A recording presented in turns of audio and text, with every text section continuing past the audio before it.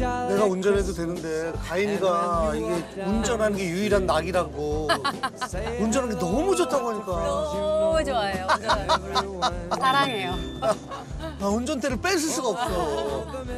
오빠는 어릴 때 산타를 믿으셨어요? 아니 뭐 아주 어렸을 때는 뭐 믿었던 것 같은데 오. 너나 나나 어렸을 때 되게 좀 우리 힘들었잖아. 맞아요. 그치? 그래서 그럴 겨를이 없었던 맞아요. 것 같아. 그치? 맞아. 저는 한 번도 산타한테 선물도 받아본 적도 없지만 그렇지. 그런 경험을 해본 적이 없고 약간 크리스마스 시즌은 나랑 관련 없는 다른 사람들의 잔치 같은 느낌?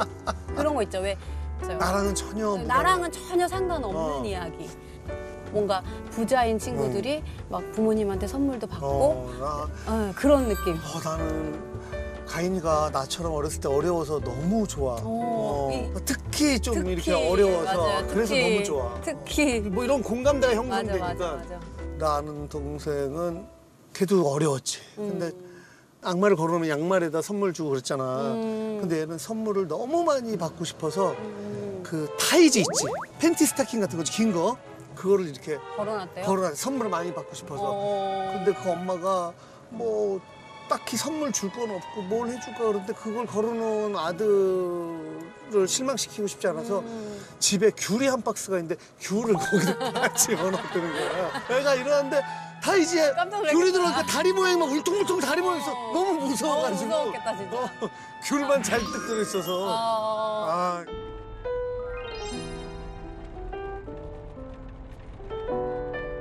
크리스마스 때 이렇게 뭐 행사 같은 걸 해? 파티 같은 거? 저희는 뭐 이제 애들이 아직 어리니까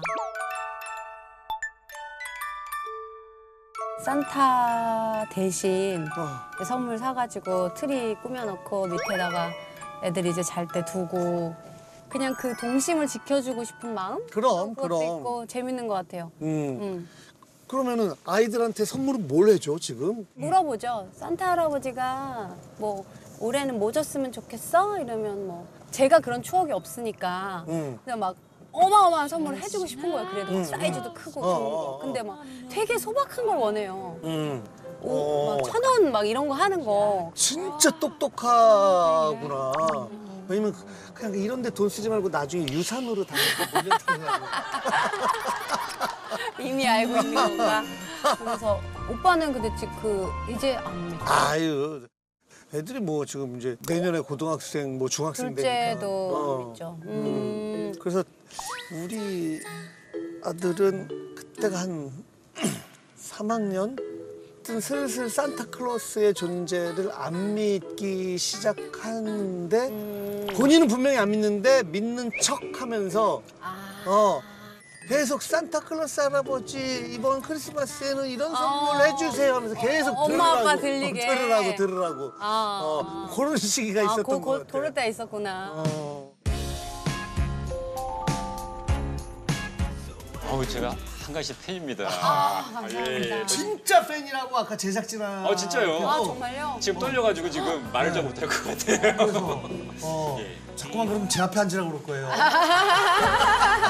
오히려 말을 못할 것 같아서 일로 앉아야 되는 게 아닌가 모르겠습니다. 너무 떨리니까 여기에. 그러니까요. 자, 이렇게 머리 보고 얘기하는 게 나을 것 같아요. 깡통 전세란 게 뭐냐. 깡통 뭐예요? 텅텅 있죠? 그러니까 알맹이가 비어서 텅텅 비었을 정도로 이 집에 빚이 많은 거예요.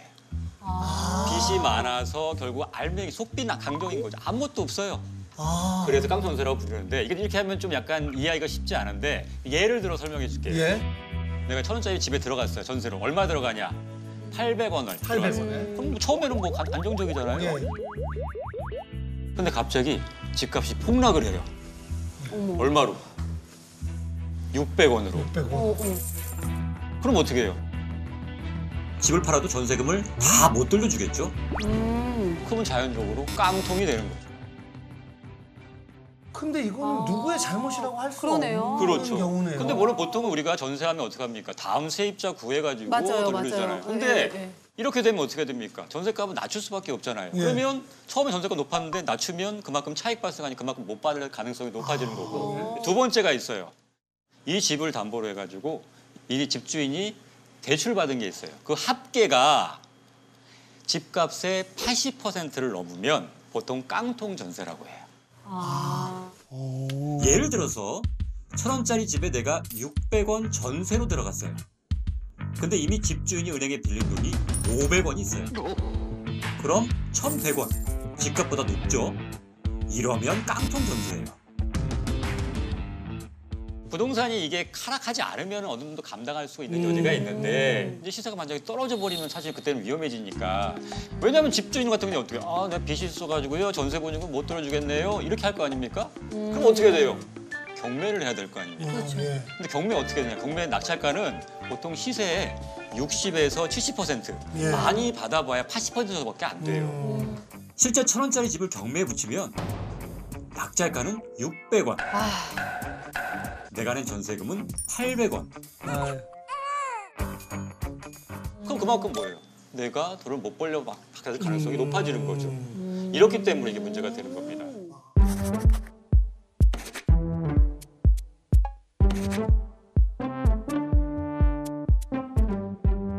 아니 그러면 도대체 깡통 전세가 요즘 얼마나 심각한 수준이에요? 올해 같은 경우에 특히나 집값 하락하고 전세금 하락했잖아요. 그래서 전세금을 떼인 임차인 보증금을 합봤더니 6,466억 원. 어머.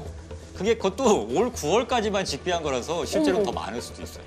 근데 어떻게 들으면 사실은 이거는 누구의 잘못이라고 딱 하기보다도 시장의 상황에 따라서 뭐 발생할 수 있는 일인 것 같기도 한데 이게 심각한 상황이 되는 이유는 뭘까요?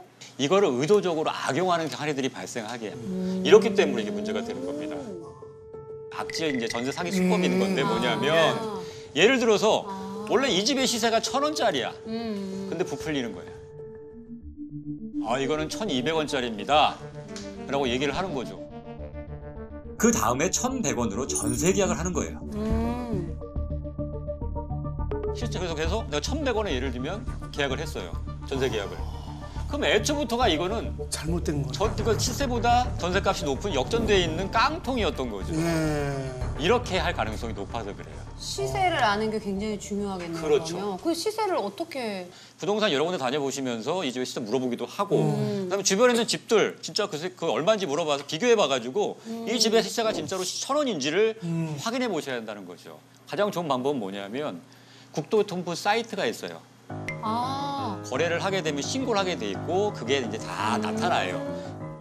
국토교통부 실거래가 공개 시스템에 들어가서 내 집 주소를 검색을 하면 실제로 얼마에 팔렸는지를 알 수 있기 때문에 이 집의 시세는 이 정도 되는구나 확인할 수 있는 거죠.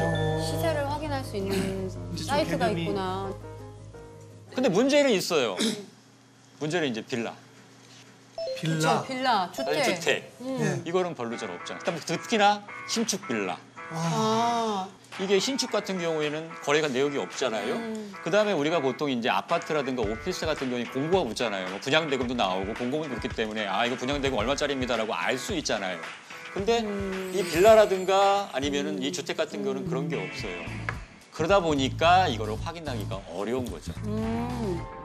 또 다른 거를 체크할 수 있는 게 있을까요? 있습니다. 바로 부동산 등기부등본을 체크하는 겁니다. 등기부등본. 이게 부동산 등기부등본이거든요. 여기 보시면 이제 등기사항 전부증명서라고 돼 있고 여기 보면 표제부라는 게 있어요. 표제부라는 건 건물의 뭐 주소라든가 건물의 크기라든가 봉호수 이렇게 나와 있죠. 그다음에 갑구는 이제 소유권, 누구 소유냐 이게 표시되어 있는 거고 그다음에 주의 깊게 봐야 될 게 바로 이거예요. 을구. 소유권 이외에다. 갑구가 아니라 을구. 을구죠. 여기 혹시 다른 게 소위 말하는 뭐 근저당이 설정돼 있는지 그거를 확인해 보셔야 돼요. 이 순서가 바로 권리 우선순위거든요. 그러면서 내가 뭐 들어가기 전에 이미 근저당권이 설정되어 있는지 이런 것들을 확인해 보셔야 된다는 거죠.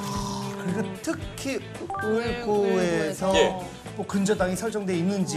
그렇죠.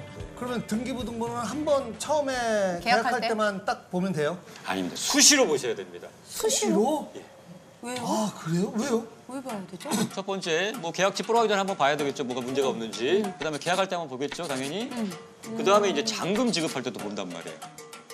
그러고 나서 이사고 난 다음 날도 한번 보셔야 돼요. 와. 근데 저 궁금한 게 이사를 했으면 내가 세입자기 때문에 제가 1순위로 올라가는 건 아니에요? 그럴 것 같죠. 문제는 뭐냐면 이제 내가 계약할 때 멀쩡했어요. 깨끗했어요 아주. 서른나 등기부등본을 딱 떼봤단 말이에요. 그랬더니 갑자기 뭐가 있어요 새로. 그게 뭐냐면 이사할 때까지는 아무것도 없었잖아요. 근데 그 이사가 하는 날 근상표를 설정하는 거예요. 그러면 내가 전입신고한 거는 효력은 다음 날부터 발생하는데 그 거는 바로 등기되는 그날 효력이 발생해요. 어머나. 그럼 나는 졸지에 갑자기 뒤로 밀리는 거예요. 얼마나 열을 받겠습니까? 나보다 먼저 그걸 가져가는 사람이 생긴 거예요. 그러니까 수시로 확인하라는 게 바로 그렇죠. 그런 이유 때문에. 물론 수시로 하고 이미 바뀐 거에 대해서는 이미 없게 할 수는 없겠죠. 근데 그렇게 하면 좀 빨리 대처할 수가 있거든요. 그러면서 이제 손해를 좀 더 줄일 수가 있는 거죠. 한 번 계약했다고, 그다음에 이사 갔다고 끝나는 게 아니에요. 그렇구나. 수시로 확인하셔야 돼요. 아. 전세 계약을 하고 이사 간 다음에 모든 봐야 부부들이 첫 번째 결혼 기념일 날 등기부등본 한번 떼보자. 아 좋은 겁니다. 좋은 아이디어예요. 첫 번째 결혼 기념일 무조건 뭐 등기부등본. 기념일마다 한 번씩 보는 예. 거예요. 기념일마다 한 번씩. 당신 예. 생일 축하해. 우리 등기부등본 등기부등본. 좋은 진짜. 아 좋은 아이디어예요. 예. 얼마나 이건 제 전재산이에요. 지켜야 될 거 아닙니까? 특별한 근데 너무 무섭다. 이게 그렇게 그냥 해야- 사라질 수도 있다고 생각하니까 너무 무섭네요. 무서운 겁니다. 이게.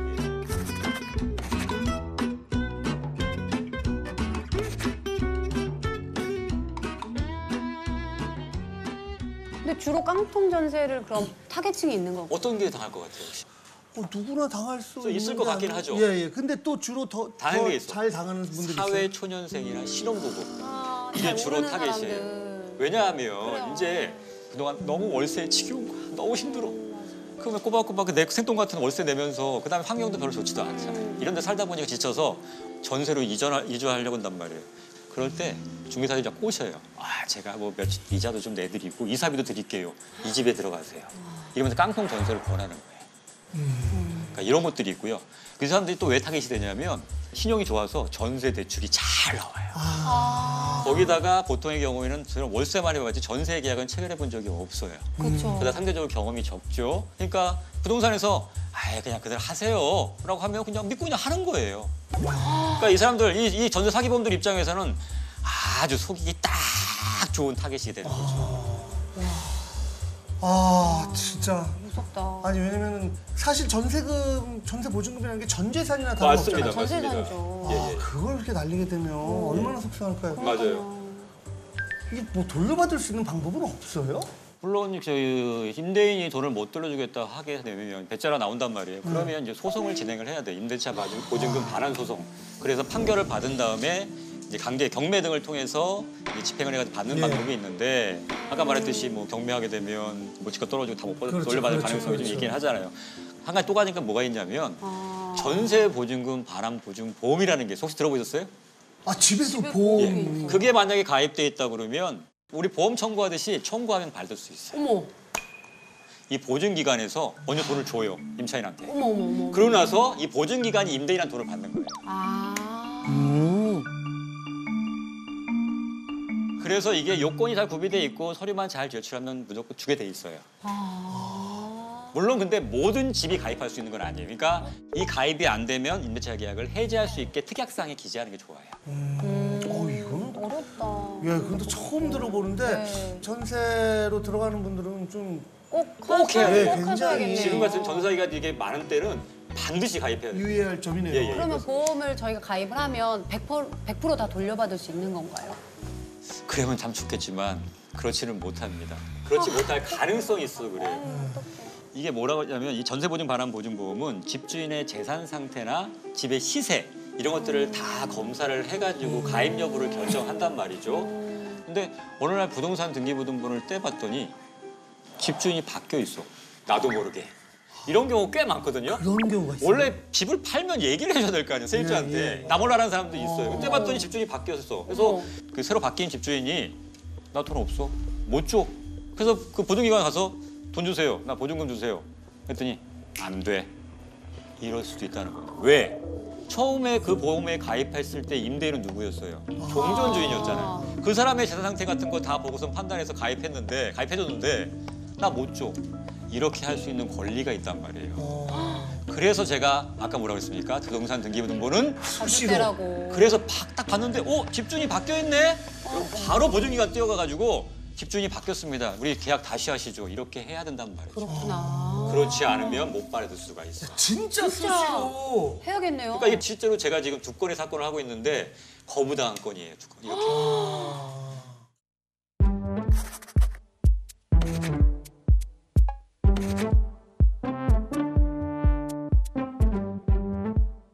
근데 요즘에는 사실 복비 아낀다고 좀 이렇게 개인 간에 거래하는 경우도 많거든요. 예. 그렇죠. 그래도 중간에 공인 중개사. 중개사님이 끼는 게 조금 더 그렇죠. 안전할 그건 수 당연하긴 있나요? 한데 그렇다고 100% 신뢰하시면 안 됩니다.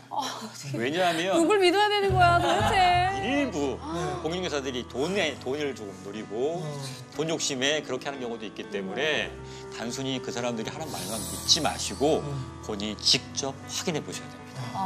제가 오늘 말씀드린 것들 아까 말씀하신 3가지 첫 번째로 계약하기 전에 시세 꼭 확인해야 알아보는 거. 시세를 알아보고 제일 중요한 거 등기부등본. 등기부등본을 수시로. 정말 자주 뭐 생일, 뭐 생일, 결혼기념일, 그다음에 월급날, 부부싸움하고 다음날 화해하러 같이 등기부등본 뛰는 거. 그냥 계속. 맞습니다. 그리고 대단히 보증보험 지켜야 드는 되니까. 거. 예, 보증보험. 맞습니다. 거기다 하나만 더 덧붙이자면요. 예. 이 전입신고는 바로 이사하는 날 바로 하시는 게 좋고요. 전입신고. 확정일자도 바로 받으시는 게 좋습니다.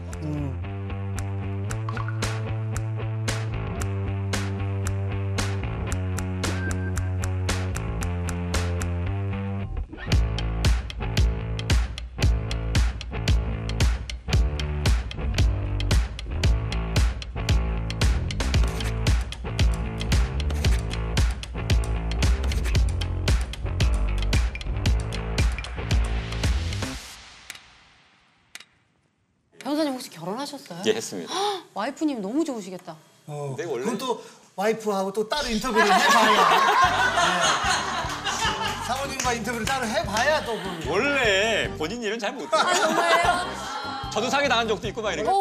사기 당한 판사신 변호사.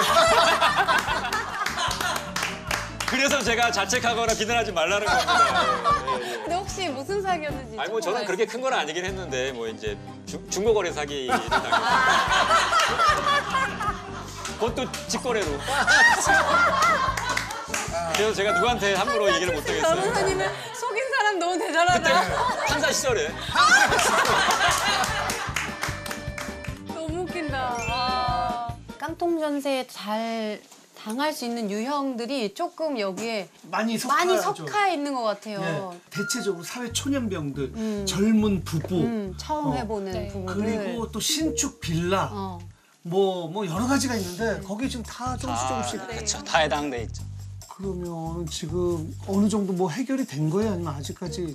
네, 제 지인이 부동산 관련해서 있었는데 제가 이 집을 계약을 했다고 해서 딱 보더니 바로 보증보험을 가입하라고.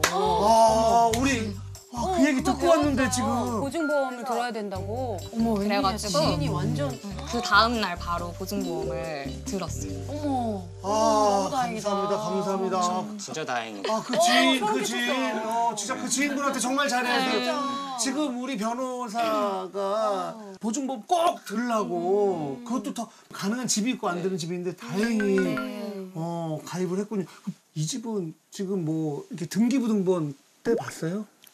네, 그때 서류상으로는 크게 문제는 없었고 그냥 저희가 집주인이 중간에 한번 새로 바뀐 거예요. 어머. 아까 변호사가 이렇게 다 맞았더니 너무 무서워요 지금. 웬일이야. 저희 계약과 동시에 집주인이 바뀌고 이거 봐, 이거 저희 봐. 생판 얼굴을 몰라요. 모르는 사람이 어머.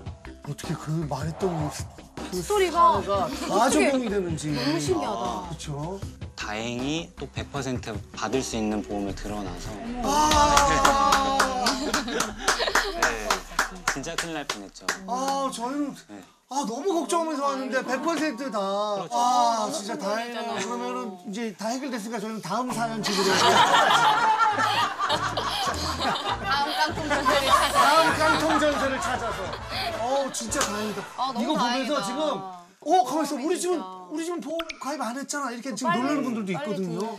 이게 2년 전세 중에 1년이 안 됐으면은 가입을 할 수 있대요. 그래서 내가 8개월째 살고 있어도 1년 절반이 안 되면은 가입을 할 수 있지. 어떻게 키우셨어요, 쌍둥이를? 힘들긴 힘들었죠. 진짜 처음에 한 3개월은 그냥 시간 가는 줄 모르고 하루가 지나가요. 그렇지. 눈 뜨면 이제 자는 시간. 그렇지. 그냥 반 미쳐 있는 상태, 정신 나가 있는 상태로 계속 그렇게 지내다가 한 10개월 때쯤 제가 이제 막 아기 앞에서 우는 거예요. 아기만 봐도 눈물이 막 나는 거예요. 너무 힘이 들어서. 그래서 근데 그때 저희 딸애가 이렇게 오더니 팔로 눈물을 이렇게 닦아주는 거예요. 세상에. 그래서 진짜 그래서 내가 힘내야 되겠구나. 울지 말아야 되겠구나. 그래서 애들을 그때 이제 어린이집을 보는 힘을 내서 어린이집을 힘을 내서 어린이집을. 빨리 보내자.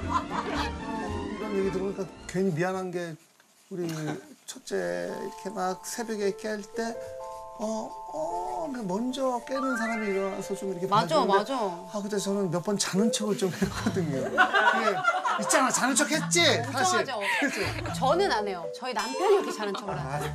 저렇게까지 잠기가 어두운가? 저렇게까지 안 들린다고? 그걸 다 눈치챘어요? 다 눈치채죠. 다 알면서. 그럴 때 남편 욕을 막 하는 거예요.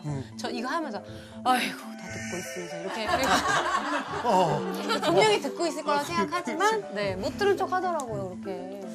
그때 약간 더 크게 코를 고는 건 바보 같은 거죠. 네, 우린 다 알아요. 우린 다 알아요. 여러분 조심해야 돼요. 네. 연정훈 씨가 촬영이 없는데 촬영이 없는데 노래방에서 혼자 어찌 합니까 보면서 울어. 어떻게 할까요? 하면서 울어. 미쳤나 진짜.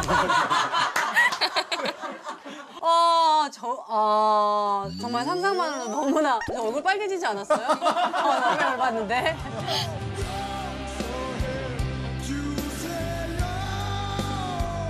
오빠 해본 적 있으시죠? 네? 오빠는 있으시죠? 아니 나는 공교롭게 진짜 계속 촬영이 있었어. 계속. 그래? 네, 둘째가 그럼 지금 몇 살이에요? 둘째가 지금 8개월이에요. 첫째는 몇 살이에요? 21개월이에요. 어머, 13개월 차 연년생. 어머 힘드셨겠다. 어쩌다 보니 그렇게 아이고. 굉장히 금실이 좋으신가 봐. 그런 건 아니고. 그러면 평소에는 남편분이 약간 육아는 많이 도와주시는 네, 많이 편이세요? 도와줘요. 많이 어머 도와줘요. 너무 좋으시구나. 많이 도와주지만 항상 제 그 기준에 못 미쳐서 맞아. 항상 혼나는. 맞아요. 네, 항상 혼나는.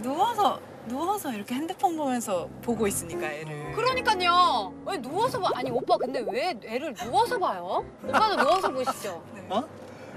굳이 내가 앉아 있다고 해서 뭔가 달라지나?